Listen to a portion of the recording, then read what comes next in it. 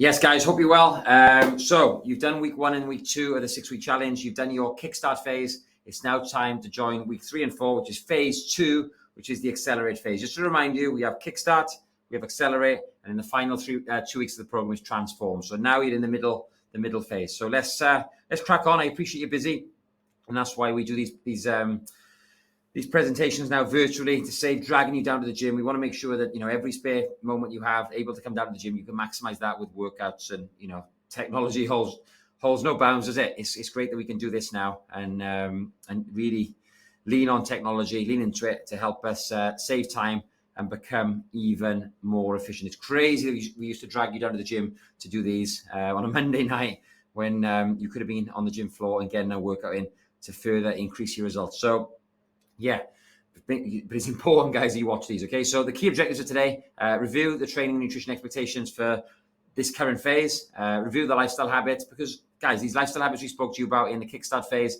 look, being completely honest with you, they're things we're going to keep talking to you about forever because they're so important, okay? We're going to talk to you about the accelerate phase or phase 2 of the program, and then, obviously, we're going to try and answer on this call the main questions, queries, and concerns people have at this time. But if anything we don't answer, as you know by now, we're only a message away on the SOS app. Just drop us a message and we can go through that with you. But this isn't our first rodeo. I'm sure we can get everything answered for you right now. Now, in terms of training expectations, the expectations are still the same. We want to keep training. The magic number, guys, in terms of workouts is 3 to 4 days a week. There was research done on this, and we've got our own research as well. But what we find is 2 sessions a week is really good once you're in shape to sort of just about maintain.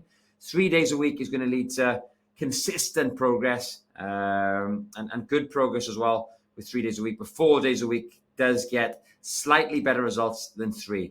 Okay, believe it or not, 3 days a week gets 50% better results than 2. Even though it's 1 extra session, 3 workouts gets 50% better results than 2. And then 4 workouts gets around 15 to 20% better results than 3 based on our research. So it is mad. I think doing 4 workouts rather than 3, it is 25% more workouts, but the results are only like 20% more. Whereas doing 2 sessions a week to 3 is a 33% increase in training frequency, but it gets 50% better results. So look, if you're doing 2 sessions a week at the moment, really best to get 3. If you can get 4 in, yes, it's definitely going to be worth it in terms of more results. 5 sessions a week, guys, believe it or not, it only gets around between 5 and 7% better results than 4. So yeah, look, the more sessions you do, the better results you have. But it kind of like goes like this, up and up and up and up, and then it kind of levels off then when you get to 4 sessions. But yeah, try and get the 3 to 4 in a week. If you're knackered doing 4, but you still want to maximize this challenge, that's where you can look at the yoga sessions and the Pilates sessions to try and come in a little bit more. And they're going to really benefit your training as well in terms of giving you a bit more rejuvenation, a bit more recovery, a bit more flexibility as well, which will actually help you on the gym floor. Okay, if you're really stiff in the hamstrings when it comes to doing things like Romanian deadlifts or deadlifts, you'll find that your range of motion is quite limited and you can't really lower that bar too low to the floor without going through your lower back. If you have got more flexible hamstrings and hips, look, you can access deeper ranges, which is going to recruit more muscle fibers. So 100% worth getting in some mobility work in there as well. Now, in terms of the first 14 days, no alcohol, no gluten, no processed food, no sugar excluding fruit, and no dairy apart from you vegetarians or vegans.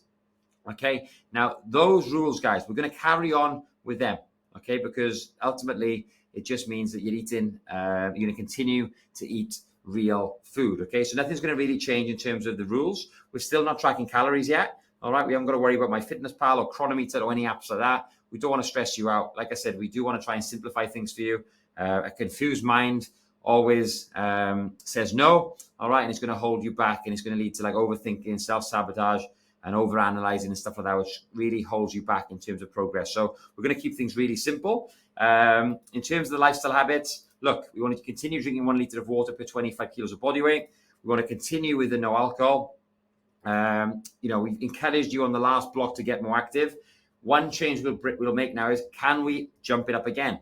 Can we get you even more active? All right. If you're only doing 3,000 steps at the start of the program, we encourage you to add 2,000 to 4,000 a day. So that 3,000 should have become a 5,000 to 7,000 target, plus 2 or plus 4,000 based on the 3. All right. Now I want you to try and add more. Can we add another couple of thousand a day? So if you've gone from 3,000 average to 5,000 or 6,000, can we bump it up now to 7, 8, 9, even 10?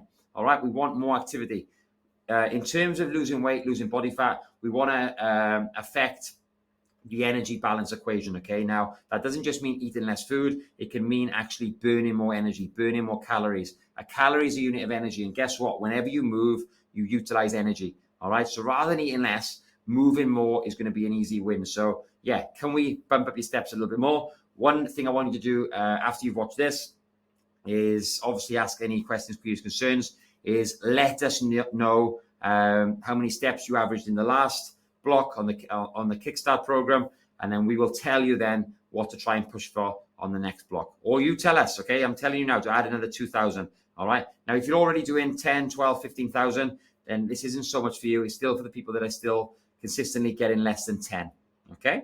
We're going to continue eating real food, all right? You know, fruit, vegetables, meats, poultry, fish, all that kind of stuff. That should be making up the most of your diet. And again, you know, I know a lot of people struggle initially with eating more protein.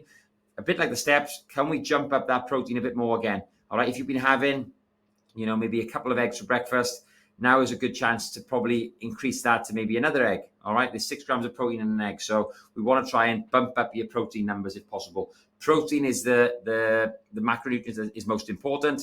Protein in Greek means of first importance. All right, so is the one macronutrient you should be building all of your meals around. Okay, it increases satiety, it boosts muscle protein synthesis, it helps you repair damaged muscle tissue, and it also boosts your immune system, and it supports detoxification. Okay, so yes, guys, make sure you're getting your protein in, and this looks like a really healthy meal in regards to your protein to salad to vegetable ratio. Okay, half of your plate, guys. All right, if you can, or a quarter at least a quarter of your plate should be protein.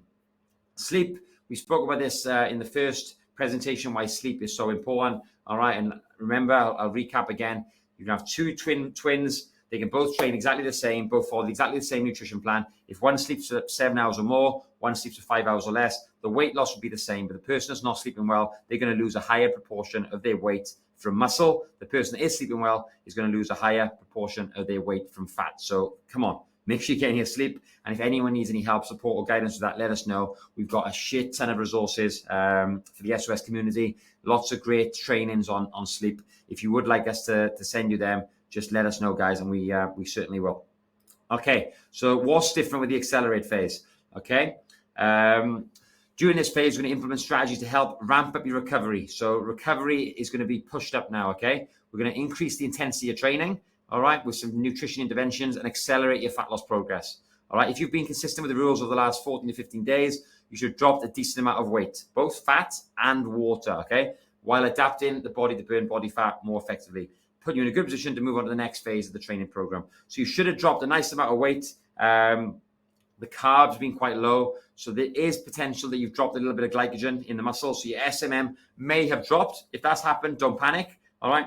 In fact, for the bigger people, we would expect weight to come down and SMM to come down on the first 14 days. Sometimes in the first 14 days, body fat can go up a little bit. If that's happened, I'm telling you something, you're going to do amazing on this program, because what that means is you're storing a ton of sugar and glycogen or stored carbohydrates as glycogen in the muscles. And now we've burnt a lot of that glycogen off. We've utilized that. Look, we can now start burning the fat on your body. All right. So don't worry in the first phase of the program. If you lost a lot of weight, that's exactly what we want. We only really want weight loss in the first block. If SMM has dropped, that's just because you've consumed a lot less carbohydrates than normal and you're emptying your muscle glycogen stores. So you've lost glycogen from the muscle. You haven't actually lost skeletal muscle mass or contractile tissue. And this phase is going to work really, really well, because when we start putting carbs back in, that SMM is going to jump back up because you're now storing more energy. You've got more better insulin sensitivity. And what will happen is, guys, that body fat percentage will drop. So this phase, we are going to reintroduce carbs to the plan. Okay, we'll talk to you about what carbs now. Going too long without carbs will have a negative effect on your metabolism and mood, and it makes it harder to stay consistent. So consistency levels might be better for this block with the more carbs. Carbs are also beneficial for training and recovery, as they are a primary source of energy. Okay, so like I just spoke about, your muscles store carbohydrates as glycogen, and that is the preferred energy source for the body, especially during more intense training activities. The best time to include carbs is in your post-workout meal. So what this means is we're going to deplete a lot more glycogen on the gym floor. Look at the carbs as like a glass of water, all right, or a cup of tea. We're going to empty that glycogen out, and then when you put the carbs back in, it's going to top up again that energy level. If this cup is already full and we put carbs in, they've got nowhere to go, all right? And what happens then is you get a spillover, and a spillover basically means, in terms of this process, if muscles can't store any more energy, they're going to circulate and they're going to deposit as fat tissue, okay? So it's important that we make room for those carbs, okay? Consuming carbs post-workout is also beneficial because it helps replenish glycogen, like I just said, prevent fatigue, improve performance, and that process of filling back up is going to facilitate recovery. Now, make sure your post-workout meal contains a high-quality source of protein as well as carbs, okay, to stimulate muscle protein synthesis. So what we want to do, guys, is in the meal after you train, have a good source of protein. Lean proteins are better post-workout because they're easier to absorb, and we don't really want you having, if possible, a high-fat meal and a high-carb meal. So that meal after training, ideally, a bit more detail here, should be a bit high in protein, high in carbs, and lower in fat, okay? We recommend that you keep gluten intake to a minimum by opting for carb sources which are naturally gluten-free. So don't be think, post-workout I can have carbs, I'm going to go get some donuts. Okay, don't do that, because that's still eating a processed food. And remember, if we go back to the rules of the plan, on the first 14 days, no processed food, no gluten, no alcohol, no sugar, no dairy. So we're going to still follow those rules, guys, even though we're bringing in carbohydrates. Okay, so the best sources are more fruit. Okay, have more fruit than normal. We said here, look at this. You could have something like this post-workout, a big thing of fruit. That would be great, a bowl of fruit. But you can have rice. Rice is probably my preferred source. It's gluten-free and it's quite high in carbs. Okay, you're going to get 75 grams of carbs in 150 grams of rice, or a bag of rice in the microwave. Okay, basmati is a good one because it's very low in fat. Okay, but be careful. You're not going to have a full pack. All right, you're going to have one palm-sized serving. Okay, so if you are going to be using the microwave rice, have half a pack of that, which is around 75 grams, which is probably a fist serving for most people, the average person. Okay, potato is great as well. So fist size, if you have a nice fist-sized jacket potato, 4 or 5 new potatoes maybe, a nice big sweet potato. You could have some root veg mash maybe, all right, which is a bit lower on the carb side, but again, it does contain more carbs than you've been having. Or quinoa. Quinoa is great. Quinoa is obviously a grain, but it does contain all the essential amino acids, so it's a great option there as well. And you are getting a nice hit of protein with quinoa as well as the carbs. So that's an amazing source. I used to call it quinoa, but it is called quinoa. All right. So yeah, gluten-free oats could also be introduced. If you're missing your overnight oats, you could have some oats post-workout as well. All I would say is, just for this next phase, probably best to get the gluten-free ones. Start by including 1 palm-sized serving of carbs to your post-workout meal. So guys, nothing is changing, okay? On days you don't train, we're going to keep everything the same. So if there's no workout, there's no post-workout carbs. Only put the carbohydrates in your post-workout meal on the days you train. Now, one question we have a lot is, Sam, I train in the morning. I'd rather have my carbs in the evening. Look, it is slightly better to have them post-workout, but the most important thing in terms of this program here is that you can sustain it, okay? If it was me, I'd be completely honest with you, I'd have my post-workout carbs in the evening as well, because Mel makes that meal, my fiance, and we do tend to have carbs in the night because it does have a bit more relaxation effect. But we don't want you putting them post-workout and the evening of this phase. So if you'd rather have them in the evening, do them in the evening. In an ideal world, you'll train in the evening, go home and have your carbs in the evening, in your evening meal. But I appreciate lots of people train in the morning and they train midday. So yes, we prefer you to have them in the evening, after training, because you're more insulin sensitive at that time. And that means you can process carbs a little bit better. Your body, your insulin receptors are sort of primed to have carbohydrates to really facilitate that recovery. But at the end of the day, the most important thing is that we start introducing carbs in one meal on a training day at the moment. Okay, remember, on days you don't train, you're going to keep doing what you did in the kickstart. Hopefully, this encourages you now to get your 3, 4, or maybe 5 workouts in a week, because it means you can eat more carbs. And rightly so. If I'm a car, I'm driving my car. if it, the further I'm driving it, the more often I'm using it, the more fuel I need to put in the tank. Look at carbohydrates as fuel for your car. If you sat on the drive, guys, your car, and you're not using it, of course you haven't got to fill up the tank. All right, but with training, we want to be putting carbs in because it's the preferred fuel source, just like you would with the car. All right, so that's a really good analogy. But yeah, I'm happy, guys. If you don't want to have them post-workout, you'd rather have them in the one meal on your training day in the evening, look, you can do that. The most important thing is that you're consistent. And then, look, we can do your in-body next week and the week after. We can look at the trend, see if it's working. And guess what? If you're following these rules, having them in only one meal a day on training days, I'm 100% sure that you're going to get fantastic results. So, guys, any questions that you have on this, just let us know. Any questions on the accelerate phase, just let us know. I've got through all that in less than 16 minutes. So you can listen to this on your way to work or anytime, and it shouldn't take too long. Any questions, guys, let us know. It's as simple as that. All right, so just to recap, yeah, carbs once a day on training days, ideally in the post-workout meal, one fistful. Try and make sure they're gluten-free sources. Increase your steps a little bit. And apart from that, guys, everything stays the same. Follow those rules. Drink your water. Stay off the booze. Get active.